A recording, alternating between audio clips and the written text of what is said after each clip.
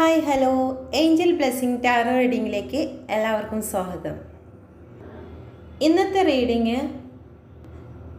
എൻ്റെ വ്യൂവേഴ്സിൻ്റെ person third പാർട്ടിയുമായിട്ടുള്ള ഇപ്പോഴുള്ള current സിറ്റുവേഷനാണ് ഫസ്റ്റ് റീഡിംഗ് ആയിട്ട് വരുന്നത്.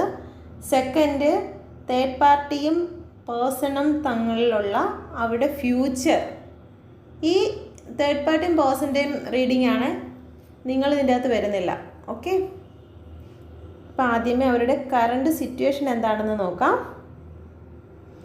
കാർഡ് ഷഫിൾ ചെയ്ത് കിട്ടിയ കാർഡുകൾ ഇത് empress, knight of cup, the hanged man, 10 of cup, 6 of swords reverse ആണ്, 7 ഓഫ് പെൻഡിക്കിൾ. നിങ്ങൾ സങ്കടപ്പെടണ്ട കേട്ടോ, കാരണം നമ്മളിപ്പം കാർഡ് കാണുന്നത് നമുക്ക് പറഞ്ഞേ പറ്റുള്ളൂ. അപ്പം നിങ്ങൾക്ക് കേൾക്കാൻ പറ്റില്ലെന്നുണ്ടെങ്കിൽ നിങ്ങൾ സ്കിപ്പ് ചെയ്ത് പോകണം. പക്ഷെ അവരുടെ ഫ്യൂച്ചർ നിങ്ങൾ കേൾക്കണം കേട്ടോ.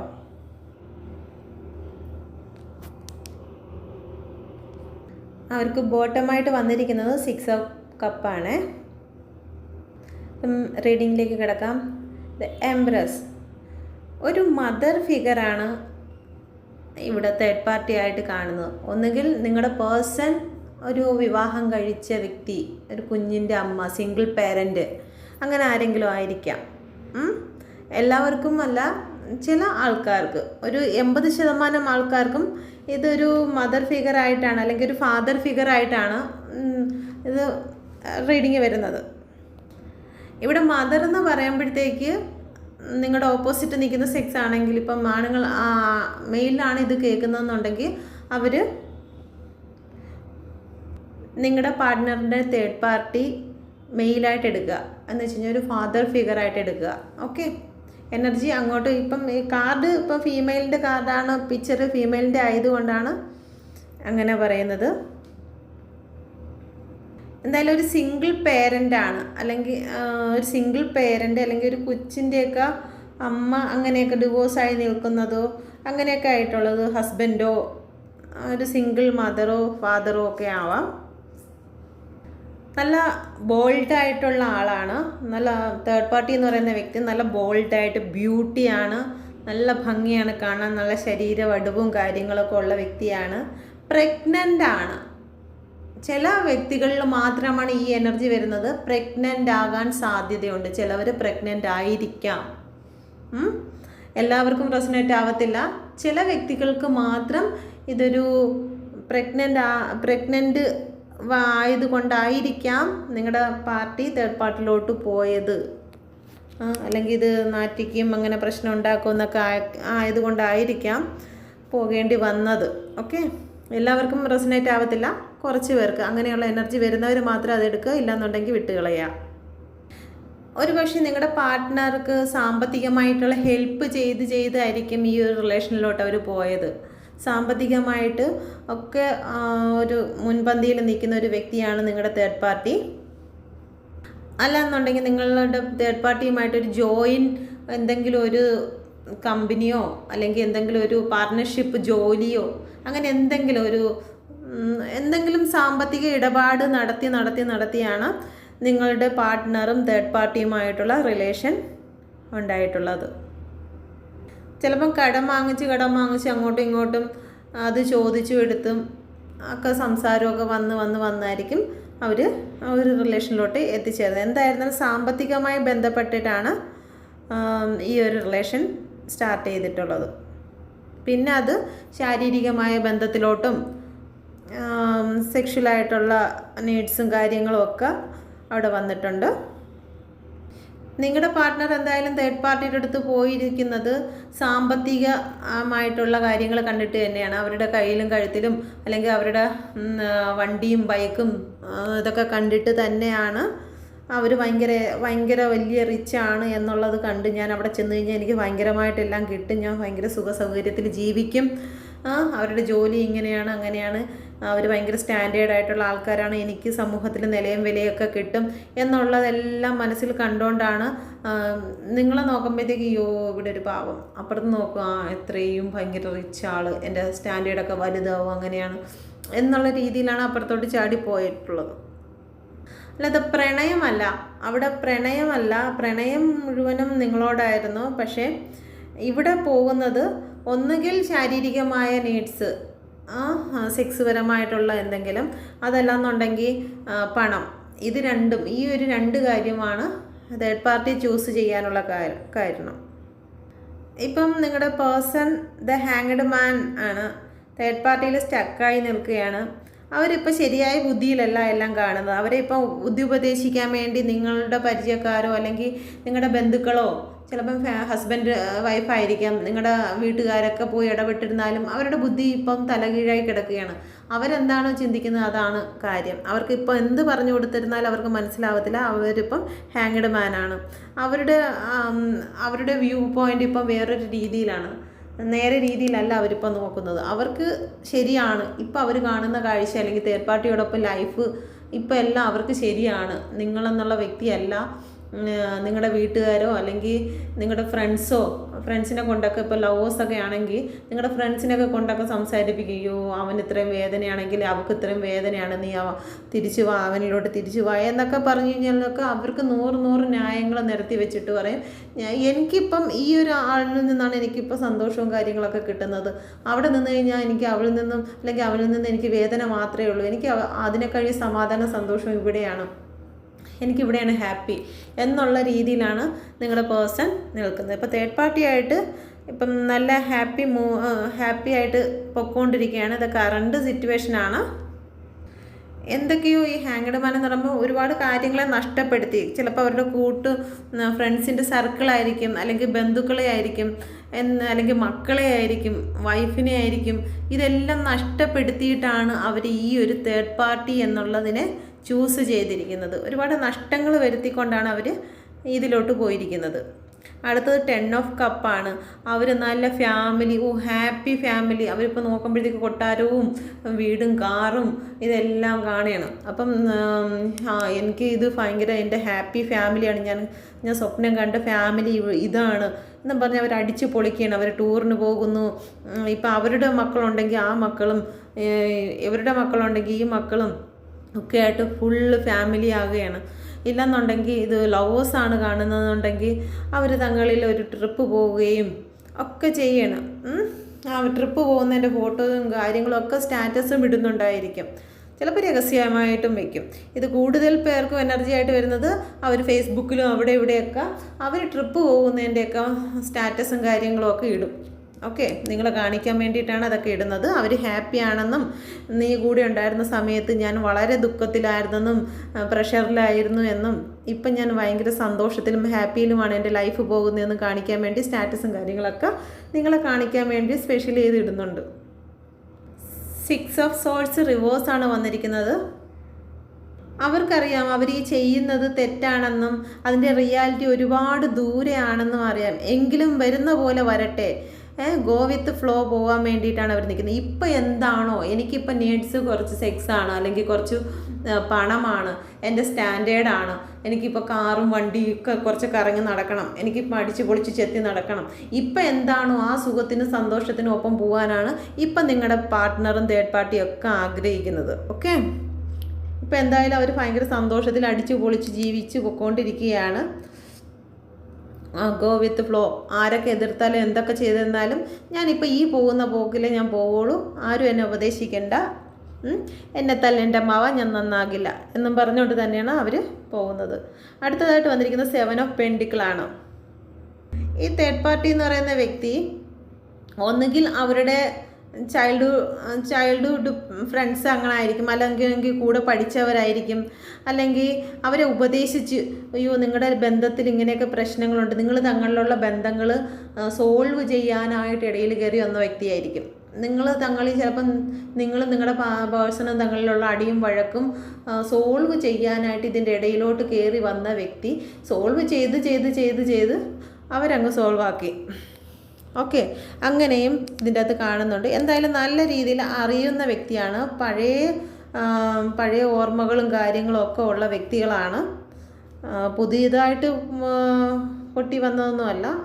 ചിലർ മാത്രമേ അങ്ങനെ കാണുന്നുള്ളൂ. കൂടുതൽ എനർജി പഴയ ആൾക്കാരുമായിട്ടുള്ള, അല്ലെങ്കിൽ റിലേഷനിൽ നിന്നാണെങ്കിലും അല്ലെങ്കിൽ അവർക്ക് പണ്ടേ പരിചയമുള്ള ആളായിരുന്നു, ചിലപ്പം ഫ്രണ്ട് ആയിരുന്നായിരിക്കാം. ഇപ്പം അത് പാർട്ട്ണറാക്കി മാറ്റിയിരിക്കുന്നു. ആ തേർഡ് പാർട്ടി ഇപ്പം അങ്ങനെയാണ്. ഓക്കെ.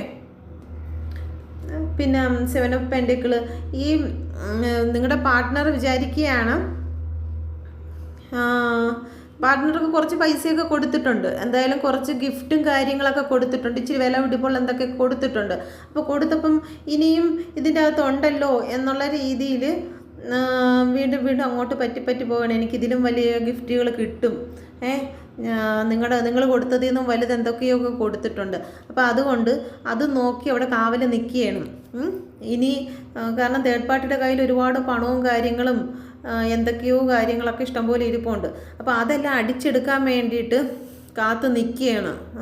ഇനി ബാക്കിയുള്ളത് ഒരെണ്ണം കിട്ടിയിട്ടുണ്ട്, 7 പെൻഡിക്കിളുള്ളതിൽ ഒരെണ്ണം കൈ കിട്ടിയിട്ടുണ്ട്, ബാക്കി 6 എണ്ണം തേർഡ് പാർട്ടിയുടെ കയ്യിലാണ്. അപ്പോൾ അത് മൊത്തവും എടുക്കാൻ വേണ്ടി നിൽക്കുകയാണ്. ചിലപ്പോൾ തിരിച്ചുമാകാം. തേർഡ് പാർട്ടി ഇപ്പോൾ വെയിറ്റ് ചെയ്ത് നിൽക്കുകയാണ്, നിങ്ങളുടെ പേഴ്സൻ്റെ കയ്യിൽ നിന്നും പണവും കാര്യങ്ങളൊക്കെ അടിച്ചുകൊണ്ട് പോകാൻ വേണ്ടിയിട്ട് തേർഡ് പാർട്ടി നിൽക്കുകയാണ്. എന്തൊക്കെയോ കാര്യം പറഞ്ഞ് നിങ്ങളുടെ പേഴ്സണിൽ നിന്ന് എന്തൊക്കെയോ കിട്ടി കുറച്ച്, ഇനി ബാക്കിയും കൂടി മോഷ്ടിച്ച് കൊണ്ടുപോകാൻ വേണ്ടിയിട്ട് അല്ലെങ്കിൽ തട്ടിയെടുത്തുകൊണ്ട് പോകാൻ വേണ്ടിയിട്ട് നിൽക്കുന്ന ഒരു പേഴ്സണായിട്ടാണ് നിങ്ങളുടെ തേർഡ് പാർട്ടി നിൽക്കുന്നത്.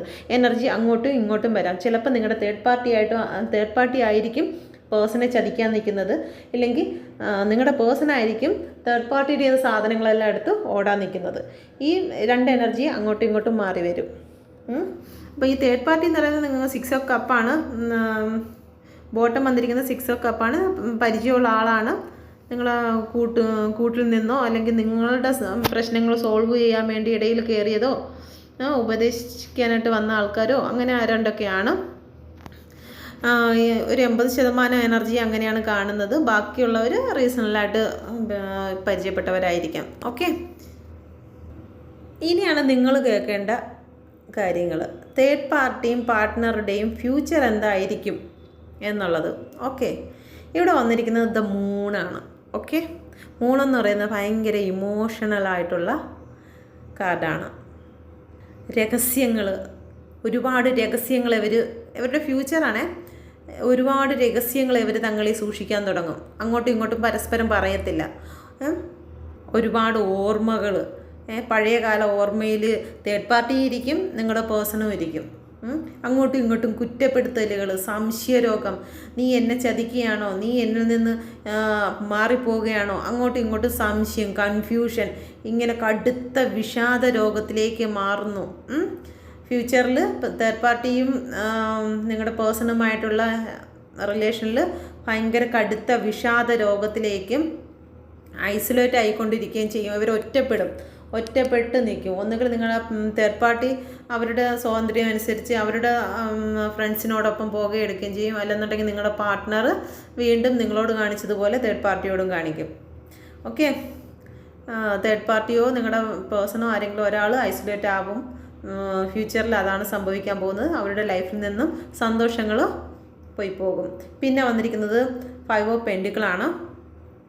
5 ഓഫ് പെൻഡിക്കിൾ എന്ന് പറയുമ്പോൾ അവർ ഇപ്പം നിൽക്കുന്ന സ്ഥലം എന്ന് വെച്ച് കഴിഞ്ഞാൽ തേർഡ് പാർട്ടിയോട് അല്ലെങ്കിൽ നിങ്ങളുടെ പേഴ്സണോട് തേർഡ് പാർട്ടി നിൽക്കുമ്പോൾ ആ നിൽക്കുന്ന സ്ഥലത്ത് നിന്നും അവർ ഇറങ്ങിക്കൊടുത്തേ മതിയാകൂ എന്ന് വരും.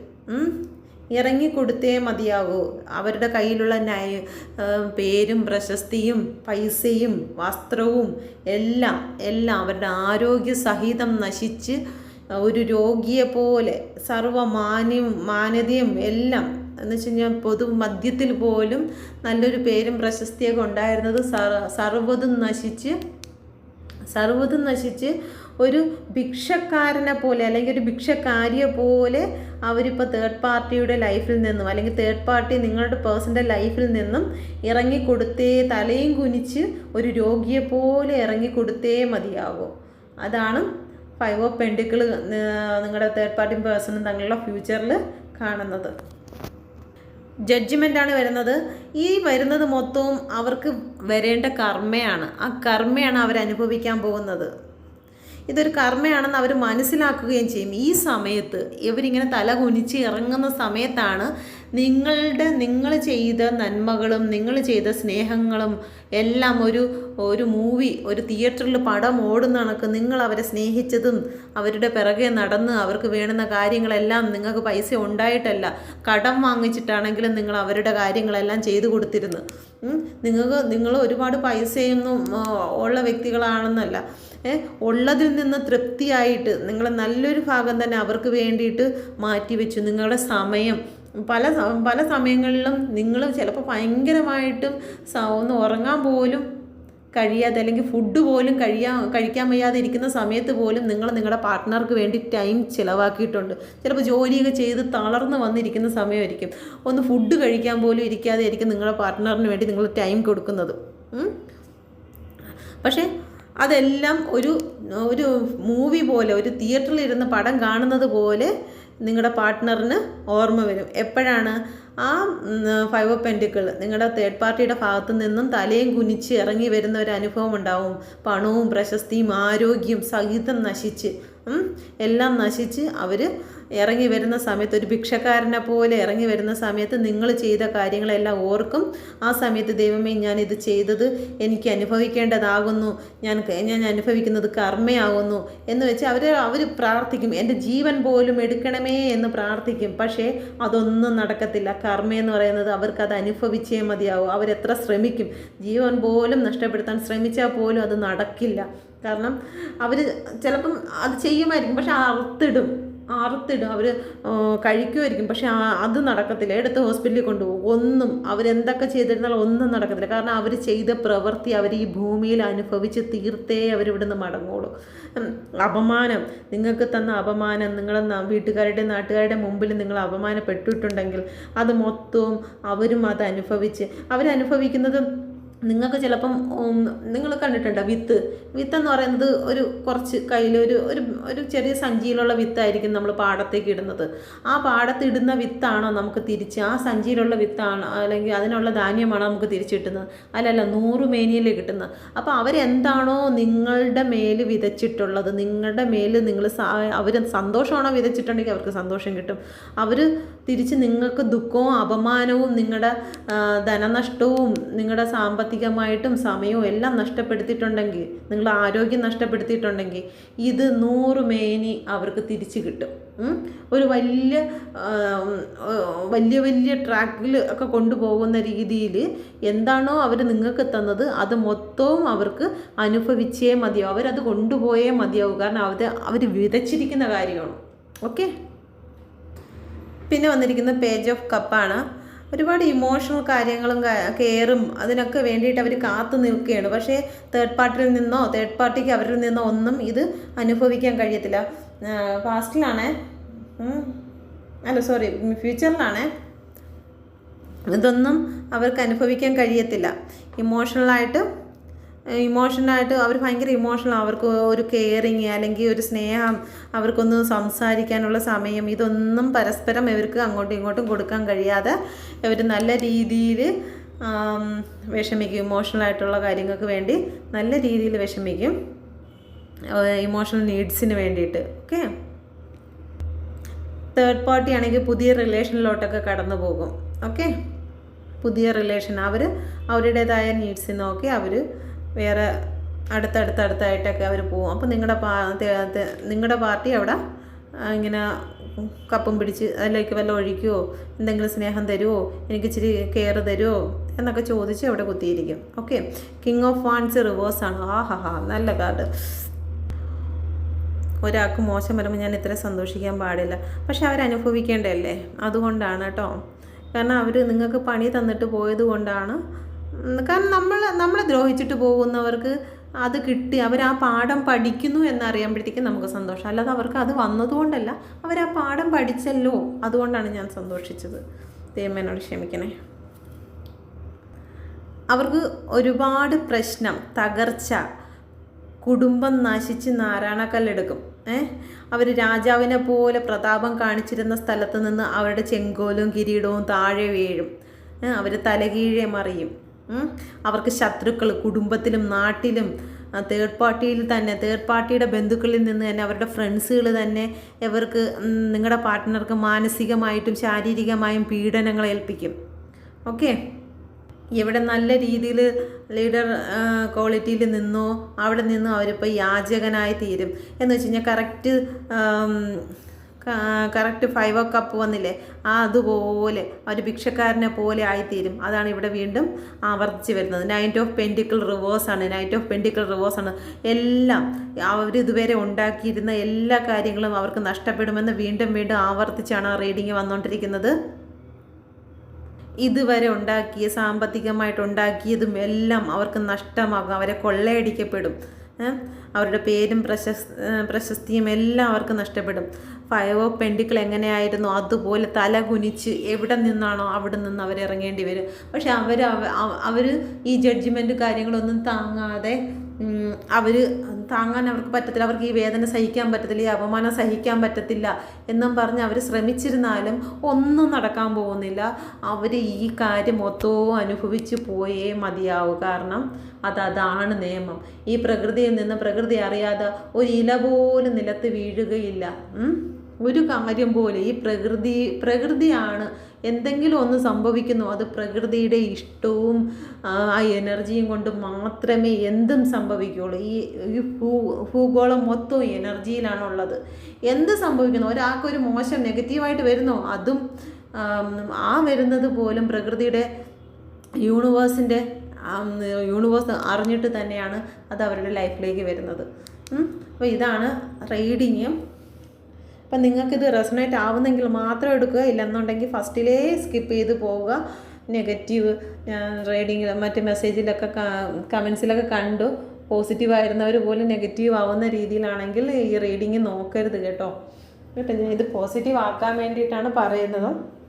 പക്ഷേ അത് നിങ്ങളിലേക്ക് എത്തുന്നത് നെഗറ്റീവാണ്. കാരണം ഒരു 10 പേര് നിൽക്കുമ്പോഴത്തേക്ക് ഒരു മെസ്സേജ് ഒരാളിൽ നിന്ന് പാസ് ചെയ്യുമ്പോഴത്തേക്ക് അങ്ങ് 10ാമത്തെ ഒരാളുടെ ആ മെസ്സേജ് എത്തുമ്പോഴത്തേക്ക് ഏത് രീതിയിൽ മാറുന്നു എന്നുള്ളതുപോലെ ഞാൻ ഇവിടെ നിന്ന് അയക്കുന്ന മെസ്സേജ് നിങ്ങളിൽ എത്തുന്നത് ഏത് രീതിയിലാണെന്ന് എനിക്ക് അറിയാൻ മേല. ഓക്കെ, പോസിറ്റീവാണ്. നിങ്ങളെ പോസിറ്റീവ് ആക്കാനാണ് കൂടുതലും ഞാൻ ശ്രമിക്കുന്നത്. ഓക്കെ, എൻ്റെ റീഡിങ് ഇഷ്ടമായിട്ടുണ്ടെങ്കിൽ ഒന്ന് കമൻസിൽ പറയണം. സപ്പോർട്ട് ചെയ്യാതെ ഒരുപാട് പേര് കാണുന്നുണ്ടെങ്കിൽ ഒന്ന് ഗ്രാറ്റിറ്റ്യൂഡ് ആക്കിക്കൊണ്ട് തന്നെ ഒന്ന് സബ്സ്ക്രൈബ് ചെയ്തേക്കണം. ഓക്കെ, അപ്പോൾ എല്ലാവരോടും ഞാൻ നന്ദി പറയുന്നു. എൻ്റെ ചാനൽ ഇപ്പോൾ തുടങ്ങിയിട്ട് തന്നെ ഒരാഴ്ച ആയിട്ടില്ല എങ്കിൽ കൂടി നല്ല റീച്ചുണ്ട്. എല്ലാവർക്കും നന്ദി. ഭയങ്കര സ്നേഹമായിരിക്കുന്നു. ഇപ്പോൾ എനിക്കൊരു കുടുംബം പോലെയാണ് കേട്ടോ നിങ്ങൾ. എനിക്കിപ്പം നിങ്ങളുടെ കമൻറ്റ്, നിങ്ങൾ ആരൊക്കെ വിഷമിക്കുന്നു, നിങ്ങളോട് സംസാരിക്കണം എന്നൊക്കെ ഉള്ള ഫീലായി. ഇപ്പം എനിക്ക് എൻ്റെ കുടുംബത്തെ അംഗം പോലെ ആയിക്കഴിഞ്ഞു. നിങ്ങളെ കാണുന്നില്ലെന്നുണ്ടെങ്കിലും എൻ്റെ വ്യൂവേഴ്സ് എൻ്റെ മക്കളെ പോലെയൊക്കെ എനിക്ക് ഫീൽ ചെയ്യുന്നു. ഒരമ്മയ്ക്കൊരു കുഞ്ഞെങ്ങനെയാണോ അതുപോലെയൊക്കെ എനിക്ക് ഫീൽ ചെയ്യുന്നുണ്ട് കേട്ടോ. ഓക്കെ, അപ്പോൾ എല്ലാവരോടും എനിക്ക് ഭയങ്കര സ്നേഹമാണ്. ഓക്കെ, ഞാൻ എല്ലാവരും എൻ്റെ അടുത്ത് പേഴ്സണൽ റീഡിങ്ങിൻ്റെ കാര്യം ചോദിക്കുന്നുണ്ട്. പക്ഷേ പേഴ്സണൽ റീഡിംഗ് എന്ന് പറയുമ്പോഴത്തേക്ക് ഞാനിവിടെ നിൽക്കുന്നത് ഞാൻ ഡ്യൂട്ടി നഴ്സിംഗാണ്. അപ്പം ഞാൻ ഹോസ്റ്റലിലാണ് നിൽക്കുന്നത്. അപ്പോൾ ഇവിടെ ഈ ടാരോ റീഡിനെ സപ്പോർട്ട് ചെയ്യുന്നവരുമുണ്ട്, ടാരോ റീഡിന് കളിയാക്കുന്നവരും ഉണ്ട്. അപ്പോൾ എനിക്ക് പലപ്പോഴും ഞാൻ റീഡിങ് എടുക്കുന്നതെന്ന് വെച്ച് കഴിഞ്ഞാൽ പുറത്ത് വന്ന് റീഡിങ് ചെയ്തിട്ട് അവരുടെ മുമ്പിൽ വെച്ച് എനിക്ക് വോയിസ് റെക്കോർഡ് ചെയ്യാൻ പറ്റത്തില്ല.